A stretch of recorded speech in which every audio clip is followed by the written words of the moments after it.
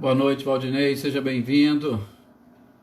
Boa noite, Claudionor, Marcileia, Matheus, seja bem-vindo. Célia, boa noite. Patrícia Rocha, lá do Carmo do Rio Claro, seja bem-vinda também.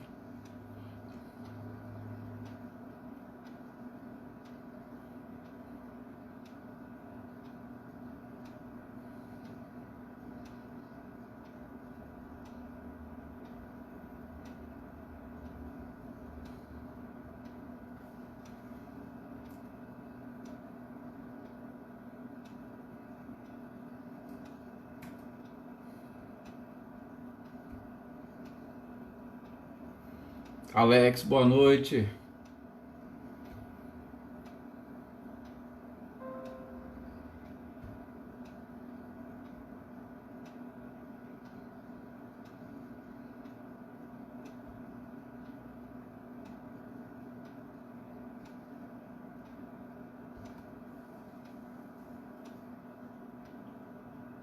Reinaldo e Cecília, sejam bem-vindos também. Mais uma vez é um prazer tê-los aqui.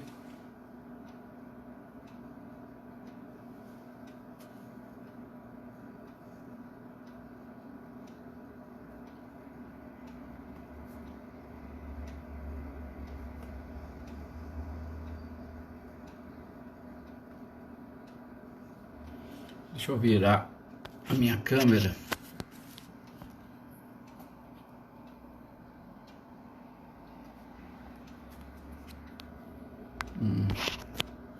Não deu certo aqui. Espera aí.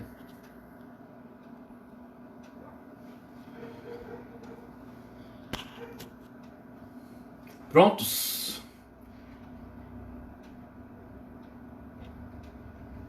Vamos iniciar então os nossos estudos de hoje.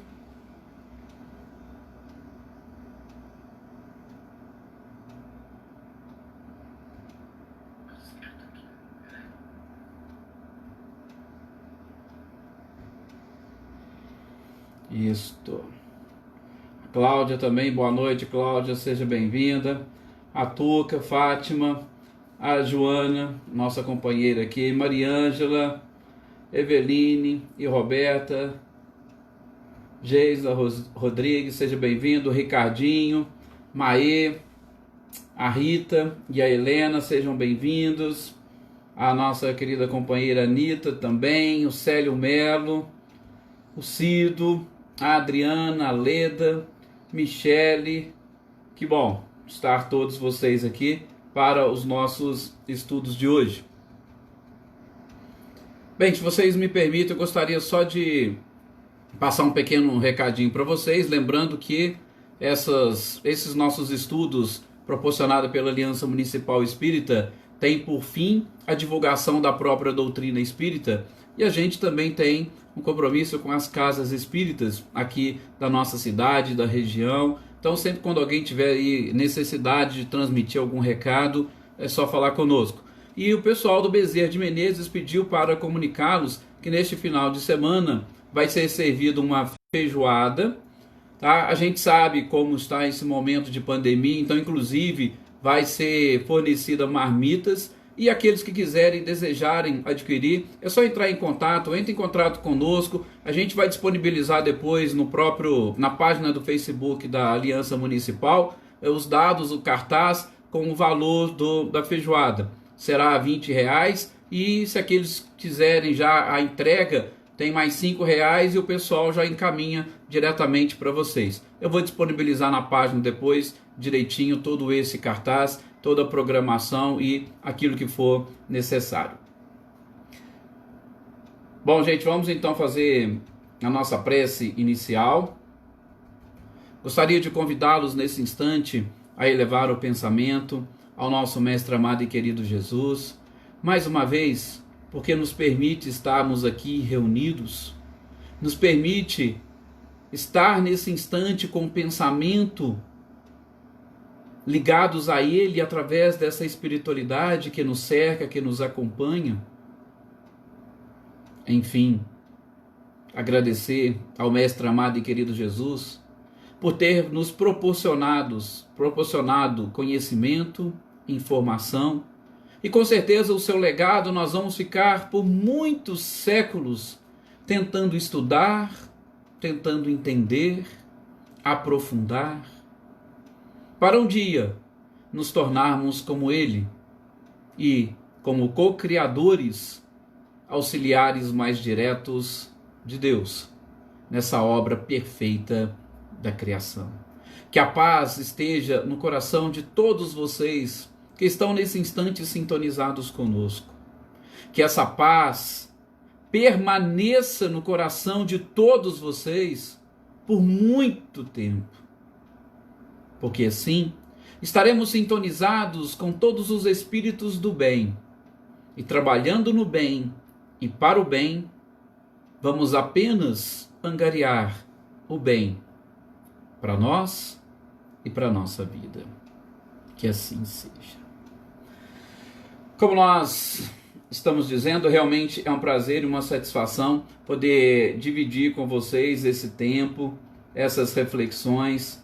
E hoje não é o dia de nós estudarmos um pouquinho este livro, A Gênese, os milagres e as predições segundo o Espiritismo. Bem, nós estamos no capítulo 4, terminamos o capítulo 3, e vocês viram como o capítulo 3 ele é de extrema importância para nós, sobretudo quando estivermos realmente querendo buscar, através do conhecimento da nossa origem, através do conhecimento de nós mesmos, trilharmos o caminho do bem. O título do capítulo, como vocês puderam perceber, é O Bem e o Mal. E nós tivemos a oportunidade de trabalhar um pouquinho essa questão do próprio nascimento e do surgimento, sobretudo do mal, a fim de que nós consigamos evitá-lo, ou que nós consigamos, nesse processo de autoconhecimento, trilharmos aquele caminho programado pelo próprio Criador, que não existe outro que não o caminho do bem e através do bem. Por isso nós vimos e estudamos os instintos, a própria inteligência, diferenciamos um do outro e também vimos pouco sobre as paixões. E dentro desta lei de destruição de uns seres pelos outros, nós também identificamos o quanto nós estamos ainda mais próximos do início do que do fim da nossa caminhada.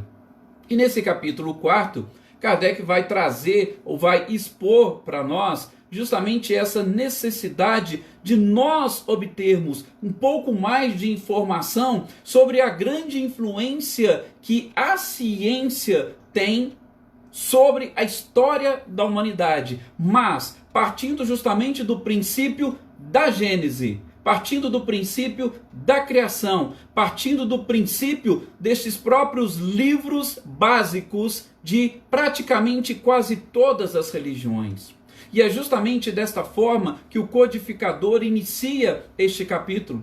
Ele vai dizer que a história dos povos se confunde principalmente com a história religiosa, por isso que na grande maioria desses povos, os seus livros sagrados retratam a origem da própria vida, a origem do próprio universo e, sobretudo, esta conexão com o Criador. Não é diferente no que diz respeito às maiores religiões, pelo menos em quantidade, do mundo, e no Ocidente o próprio cristianismo, ou a Igreja Católica, que traz e apresenta a Bíblia como um livro sagrado que traz a revelação ou a palavra de Deus. E é justamente um livro que conta essa história e que confunde a história da religião com a história da própria Gênese, da origem e do início de tudo. Kardec vai trazer para nós que, em especial naquela época, nós não tínhamos condições de identificarmos alguns aspectos relacionados à própria natureza, ao nosso planeta. Não tínhamos condições de identificar sequer a forma do nosso planeta. Por isso, aquela ideia de que nós, como centro do próprio universo, precisaria de um amadurecimento da nossa própria inteligência e da nossa capacidade e o desenvolvimento de determinados conhecimentos para que nós pudéssemos melhor associar a relação que existe do nosso planeta com o nosso próprio sistema solar e com o universo em que estamos também inseridos. Por isso, ele vai desenvolver e vai mostrar neste capítulo 4 justamente como que foi e como que aconteceu, o que sucederam os fatos para chegarmos a esse desenvolvimento. Nós sabemos que o conhecimento das ciências não são muito antigos. Nós temos sim algumas ciências que estão um pouco mais distantes, que já foram desenvolvidas, como a própria astrologia, mas que não tinha ainda condições de nos apresentar, sobretudo pela observação, as conclusões que nós temos hoje. Mas a história, como nós dissemos, e Kardec também repete, ela vem caminhando com a história religiosa dos povos. Precisávamos, claro, eu não vou dizer romper totalmente ou completamente com as ideias religiosas para nós alcançarmos os ensinamentos científicos. Mas nós precisaríamos romper pelo menos com determinados paradigmas ou com alguns preconceitos para aí sim nós avançarmos nesta senda, sobretudo do conhecimento científico. Gente, a humanidade passou por muitas dificuldades. Foram pragas, foram pestes. E imaginem só como nós estaríamos se nos mantivéssemos presos e vinculados às ideias religiosas daquela época. Por exemplo, vocês vão encontrar em muitos textos informações que, diante de determinadas pestes ou catástrofes, o povo, sobretudo comandado e controlado pela própria igreja, era obrigado a acreditar que aquilo era uma destinação das pessoas, que foi enviado por Deus e que sequer poderiam buscar uma cura para aquilo. Se Deus mandou, somente Deus poderia retirar. Para nós vermos como que esta vinculação e o domínio da igreja tinha e muito forte sobre as pessoas, a ponto inclusive de escravizá-las. Se nós pegarmos, a Anete Guimarães também conta na história do surgimento da própria medicina, nós vamos encontrar algumas pessoas que foram consideradas feiticeiras. Foram consideradas pessoas feiticeiras por quê? Porque eles saíam do pouco daquele trivial e daquela crença de que, é coisa de Deus, somente Deus pode tirar e nós não somos capazes de buscar. Então aqueles que, ainda que por inspiração, ainda que através da mediunidade, buscassem a cura para determinadas doenças, eles eram considerados feiticeiros, eles eram considerados bruxas. Mas foi assim que surgiu a própria medicina, pelo menos a medicina moderna, através justamente dessas informações e desse intercâmbio entre os dois planos. Um fato muito interessante foi aquele relatado, e alguém já deve ter visto livros e filmes sobre as bruxas de Salem, onde justamente nós vamos ali identificar uma pessoa que, sob inspiração, em determinado momento, sob a lua cheia, foi num túmulo que era construído de mármore, para retirar dali determinados fungos, para, através de manipulação, estabelecer um remédio que pudesse curar uma gripe. Foi assim que foram surgindo as coisas. Só que essas pessoas que, depois de descobertas, mesmo por familiares, foram levadas ao sacrifício. Por quê? Porque aquilo era considerado feitiçaria. Nós vamos ter uma das reencarnações de Allan Kardec, como Jan Hus. Ele foi uma das pessoas que estava justamente tentando mostrar à igreja os equívocos que existiam dentro das próprias Escrituras e que nós precisaríamos avançar um pouco mais nos conhecimentos e não poderíamos ficar presos. Ele trouxe várias ideias, até que a própria igreja chamou-o para um concílio, inclusive disse: olha, pode comparecer, não tem problema, vai ser só para nós discutirmos as ideias. Mas eles não estavam preparados e não estavam preocupados com a discussão de ideias. O que eles estavam realmente querendo era colocá-lo contra a parede. E diante desta sua postura e defendendo estas ideias, ele foi levado à fogueira. E de forma diferente não aconteceu com um dos seus principais discípulos, que foi Jerônimo de Praga, que também defendia essas ideias. E como não recuou, também foi queimado. Vejam, são pessoas, são personagens na história da humanidade que tentaram essa aproximação da ciência com a própria religião. Aconteceu o mesmo com Galileu.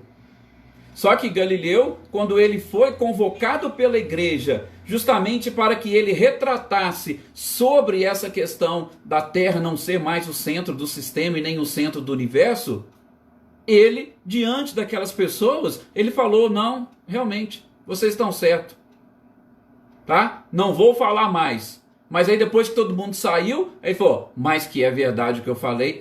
Ou seja, ele simplesmente não quis discutir, diferente dos outros, mas também foi perseguido pela própria igreja. Até que nós tivemos depois, mais adiante, Martinho Lutero, que a gente já conversou aqui, sobretudo quando estudávamos o céu e o inferno, que combateu alguns dogmas estabelecidos pela própria igreja e de uma certa forma iniciou este processo de separação da igreja, sobretudo com a própria ciência.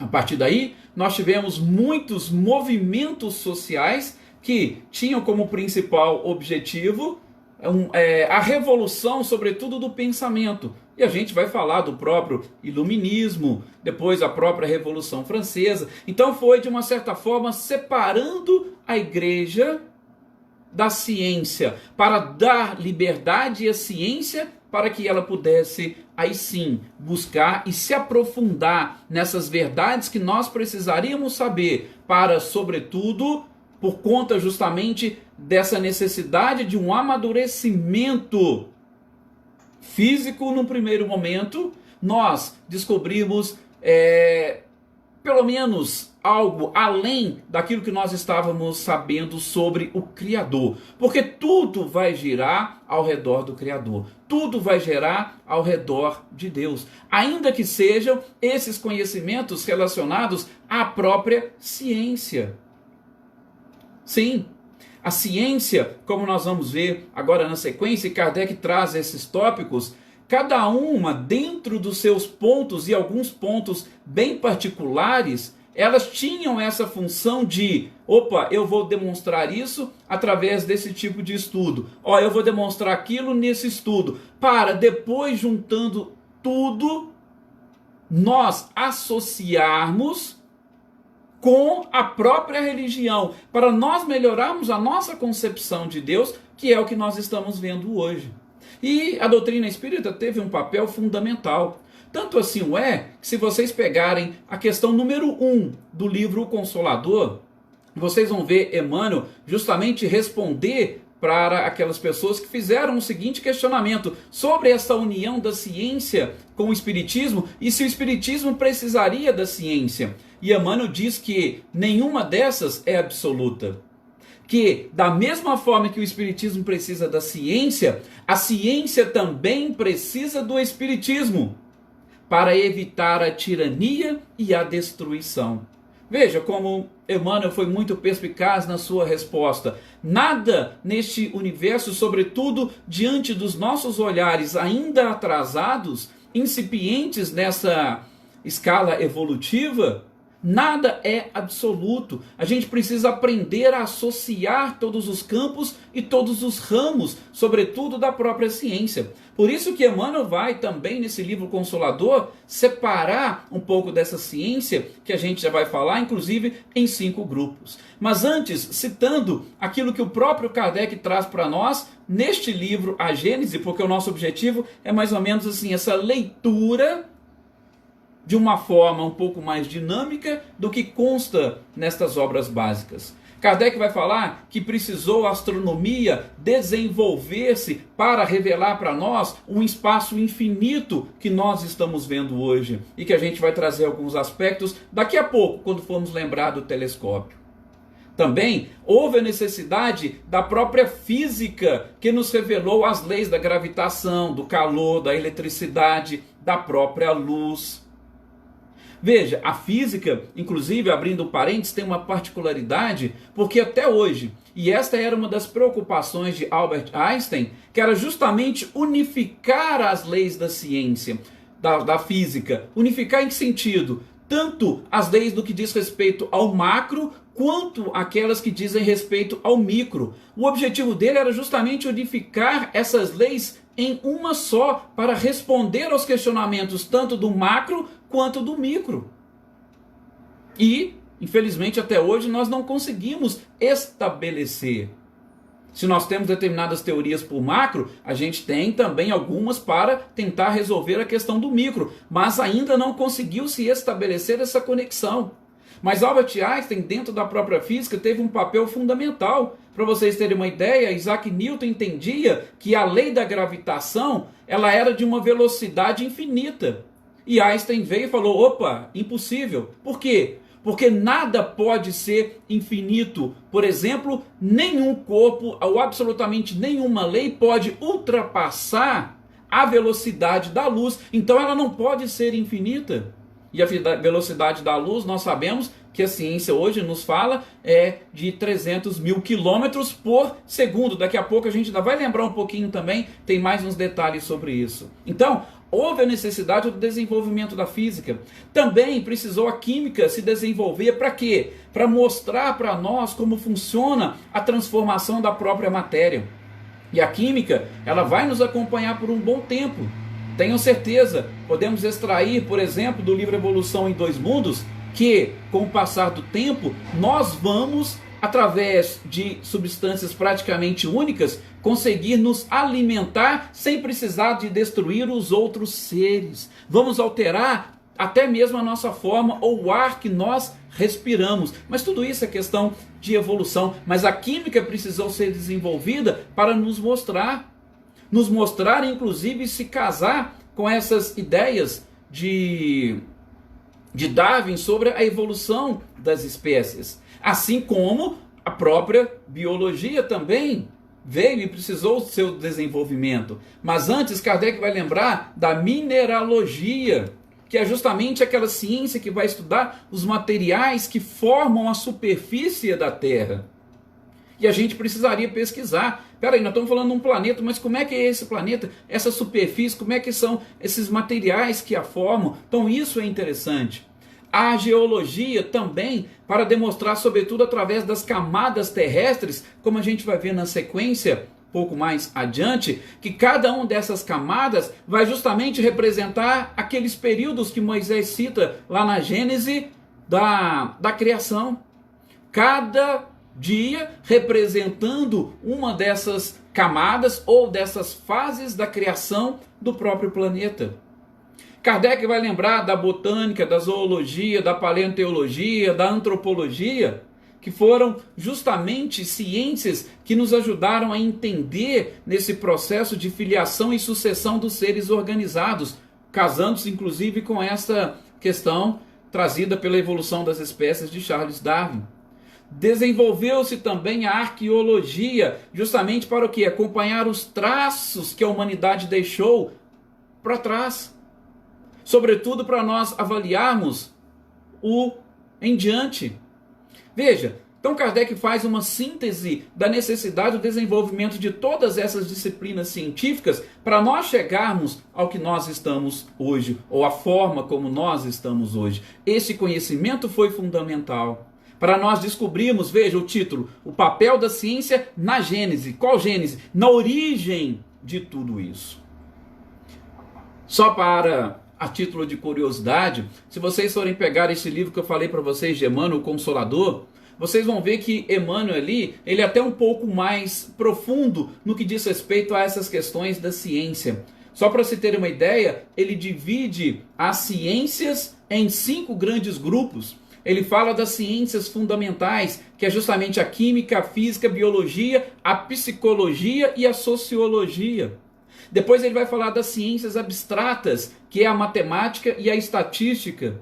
Ele vai falar das ciências especializadas, onde entra a botânica, a astronomia, meteorologia e a zoologia. Depois ele vai responder questões sobre as ciências combinadas, que é a história, a geologia e a geografia.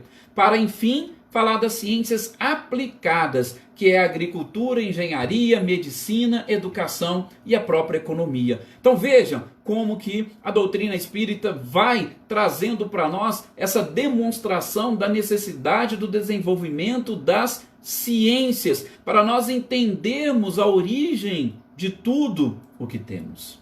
E, claro, estas ciências não agem sozinhas e isoladas, como diz Emmanuel, nenhuma delas é absoluta, mas elas vão se complementando para aí sim trazer para nós todas as informações que nós precisamos.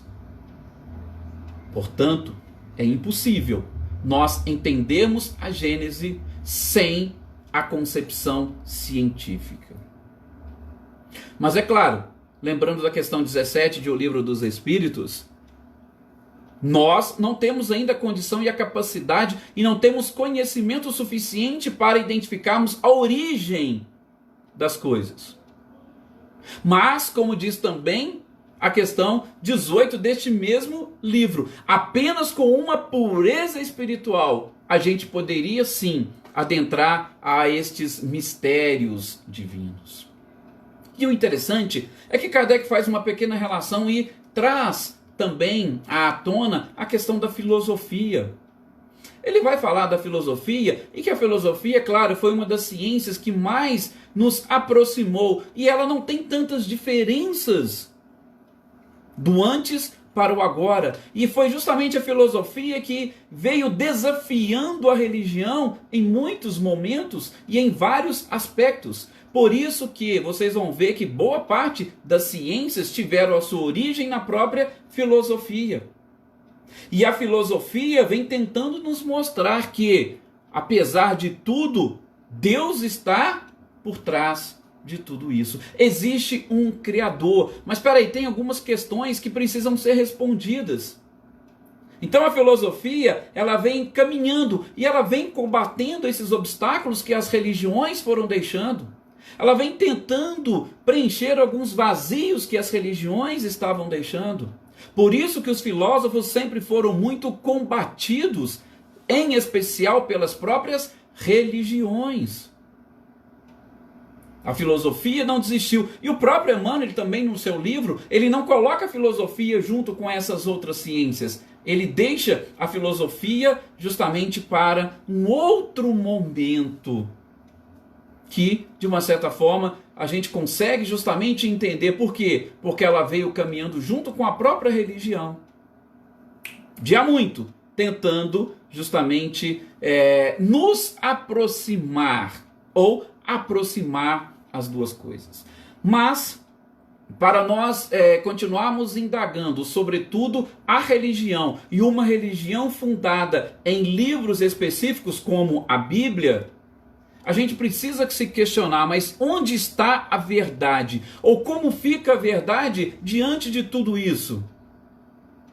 Gente, a igreja chamou, como nós dissemos agora há pouco, Jan Hus para que ele mudasse as suas ideias. Chamou Galileu para que ele também revisse o seu posicionamento. Mas, agora, diante de tudo que nós temos, sobretudo dos instrumentos para comprovar, Como é que nós ainda podemos entender e enxergar a Terra como o centro de tudo, o centro do universo e que só aqui existiria vida? Como explicar o restante? Porque a Gênese mosaica vai falar que a Terra era plana, construiu-se um firmamento e as estrelas são luzes para iluminar a nossa noite. Mas como fica a verdade diante de tudo isso? Será que todos vocês acreditam ainda nisso? E é nesse ponto que Kardec vai falar de alguns instrumentos que foram justamente inventados para que a ciência tivesse a oportunidade de apresentar a verdade. E é justamente diante dessa verdade que nós vamos nos posicionar. E, sobretudo, que as religiões também precisam se posicionar. Por exemplo, o telescópio.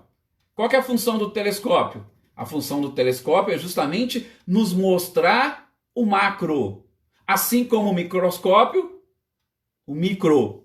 Mas o telescópio é interessante, como a gente está justamente falando da verdade, como é que nós poderíamos conceber, por exemplo, a Terra no seu tamanho, e podemos dizer um tamanho insignificante, assim como o nosso próprio Sol.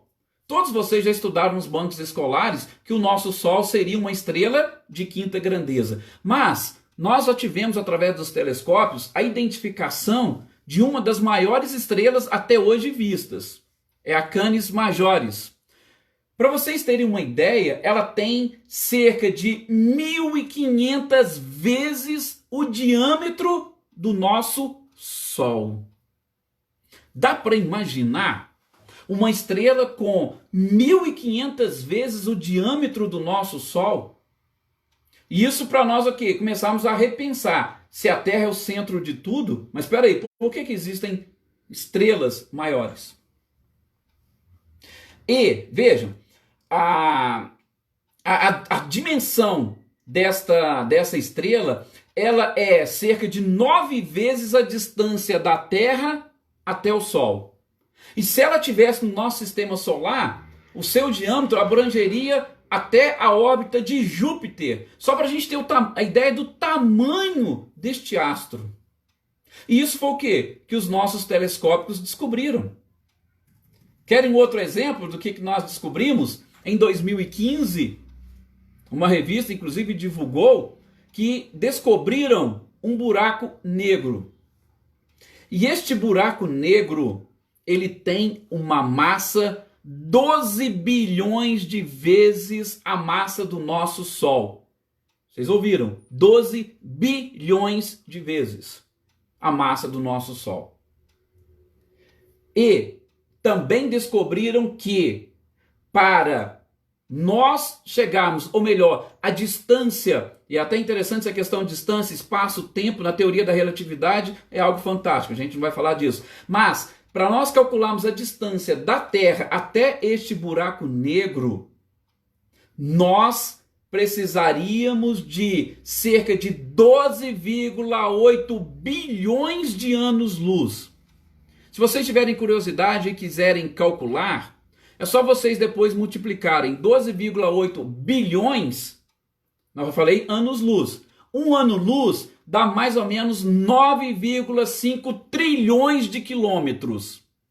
9,5 trilhões de quilômetros vezes 12,8 bilhões. Aí vocês vão ter o cálculo da distância do nosso planeta até esse buraco negro que foi descoberto recentemente em 2015. Então, a Terra, centro do universo, fica realmente complicado. E, sobretudo, essa questão da verdade. Até que ponto aquilo que encontra-se escrito na Gênese mosaica pode representar a verdade? E até que ponto nós vamos ficar presos e vinculados a ela?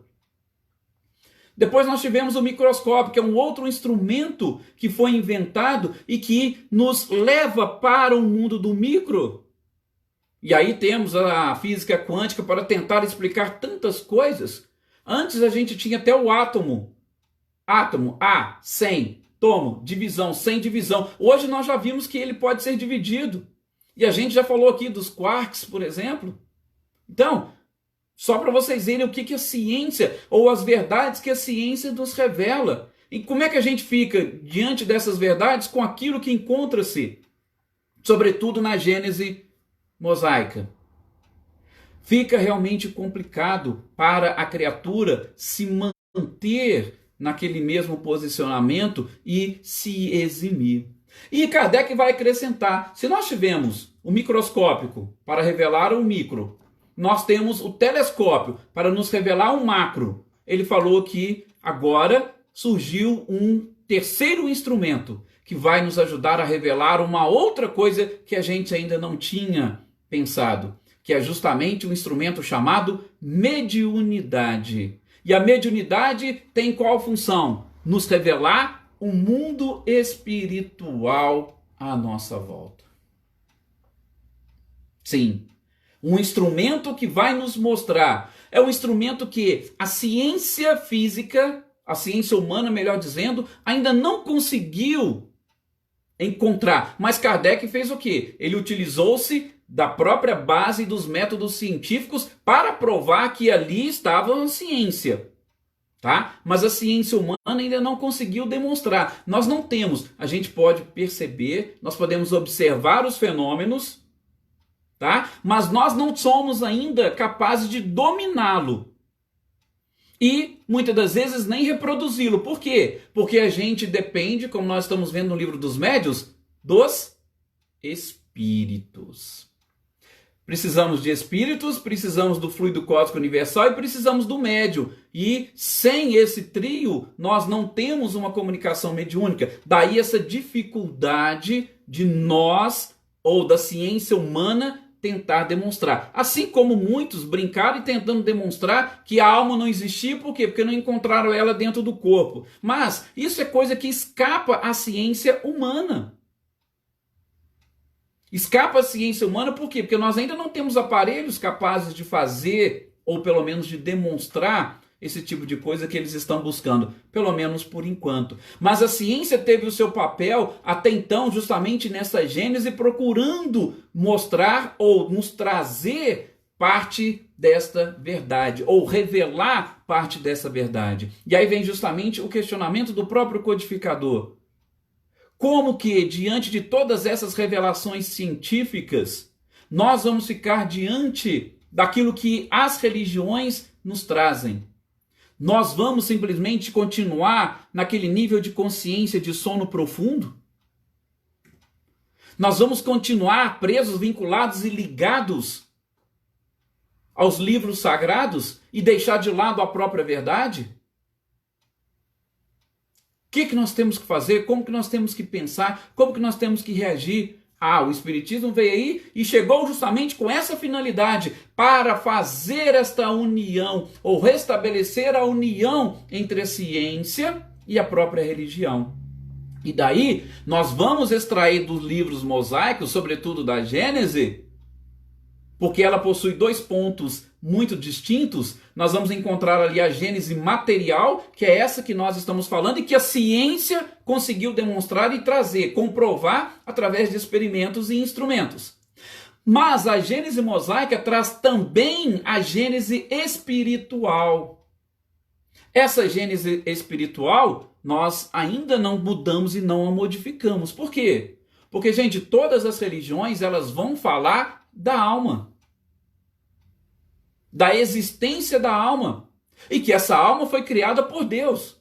Tudo bem que existem diferenças quanto à pré-existência da alma, vai existir diferenças quanto à sorte da alma depois da morte física, mas a alma é uma realidade para todas as religiões, e isso nós extraímos também da Gênese mosaica, assim como a trajetória desta alma em busca da evolução e em busca do próprio Criador.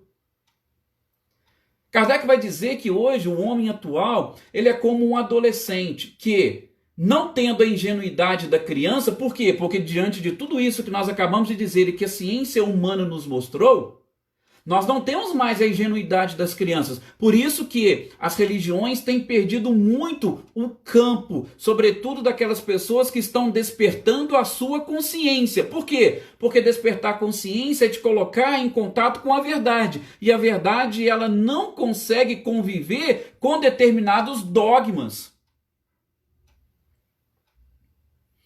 Então, como adolescentes, nós não temos aquela ingenuidade das crianças, mas nós também ainda não temos a maturidade do adulto. A gente tem ali aquelas aspirações, a gente quer avançar, a gente quer conhecer um pouco mais das coisas. Por isso que o Espiritismo veio e trouxe para nós essas revelações que nós estamos tentando entender, que são justamente aquelas que envolvem as leis espirituais. Porque a gente vai aprender que todo o universo foi desenvolvido em cima de leis físicas e também de leis espirituais. E nós vamos chegar no momento a identificar as leis espirituais como leis físicas. A gente vai ver a importância delas e como é impossível trabalhá-las separadamente. Por quê? Porque Deus é o responsável e criador de tudo. E essa aproximação tem que funcionar no seguinte sentido: não tem como a religião funcionar sem a ciência, e nem a ciência funcionar sem a religião. Por isso que Kardec vai concluir, muitos espíritas conhecem essa expressão: se em algum momento a ciência mostrar que o espiritismo está errado em algum ponto, deixe o espiritismo e fique com a ciência. Lógico que até agora isso não aconteceu. Por quê? Porque o espiritismo ele tenta avançar sem destruir aquilo, porque a verdade que existia lá atrás continua sendo a mesma. Não tem como mudar a verdade. Tá? Então, ela sempre será a mesma. Mas, se algum momento acontecer, por quê? Porque Kardec tem essa preocupação daquilo que aconteceu com a religião. Até aquele momento. Por quê? Dissociado da ciência, muitas das vezes estaremos dissociados da verdade. E dissociados da verdade, nós não seremos convencidos, sobretudo, daquilo que nós estamos buscando, que é a nossa aproximação com o próprio Criador. Assim, esta importância que Kardec trouxe para nós do papel da ciência na gênese, na origem de tudo isso. Gente, nosso tempo até esgotou. Agradeço mais uma vez a todos vocês por terem participado conosco, tá? Eu, de novo, tive só um probleminha aqui com os comentários, então não estou visualizando na tela, mas depois eu respondo a todos. Se tiver algum questionamento, aí eu vejo depois e respondo para vocês, tá? Fica aqui mais uma vez a minha gratidão pela participação, pelo carinho, pela paciência e tolerância que vocês estão tendo conosco e que nós possamos continuar neste processo trabalhando juntos durante este período. Muita paz a todos, que Jesus os abençoe agora e sempre.